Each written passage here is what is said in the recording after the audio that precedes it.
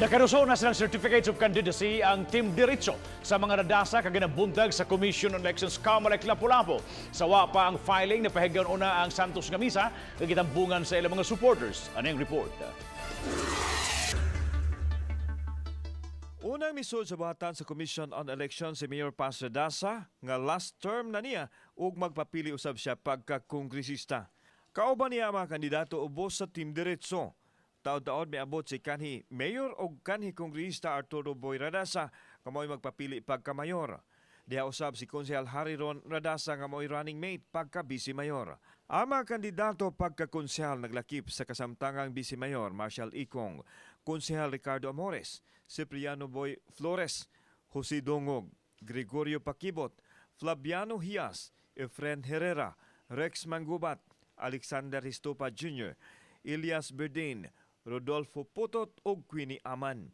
Gipadayag sa Radaza Patriarch ang rason sa tinguha niyang pagbalik sa City Hall isip mayor. Nganong nibalik magkapagpapili sa pagka-mayor? Mayor Bay? Gikonsulta pa na akong katawhan. Unya, nahugmag 93% tando man.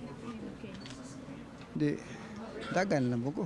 Giingon sa iyong mga graspa, for 18 years kung naway kausaban ng Lapu-Lapu and kinahanglan ko mag-change. Unsay imong bawas po ana? Pailahan na. Magbulbul sa ila, magbulbul ng pumika mo. Inalam mo ng politika. Isig daw tayo mo na. Himsog og dili kuno isyu ang iyang Panglawas. Gani dihang gipangutana kini sa iyang health condition, mao kini ang iyang tubag. Usabi sa kampo sa Pikas kampo like sa mga position is the health matter unsa ka basko si Usay tanaw mo na ako.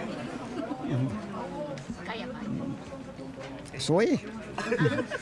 Samtang gitubag usab sa iyang running mate nga si Harry Radaza ang isyu sa dynastiya, sanglit tuluman sila ka mga Radaza nga magpapili sa umabot eleksyon. Wala man gyud tay balaod pag yun regarding sa dynasty, no? Unya ato po makita nga dili man pareha sa ubang nasod nga kanang i-appoint lang pareha sa mga royals dito nga i-appoint lang nila. Dinhi is actually elected man ta sa katawhan. And right now, again, the people have a chance to elect ang kitsa ilang gusto nga mga leaders.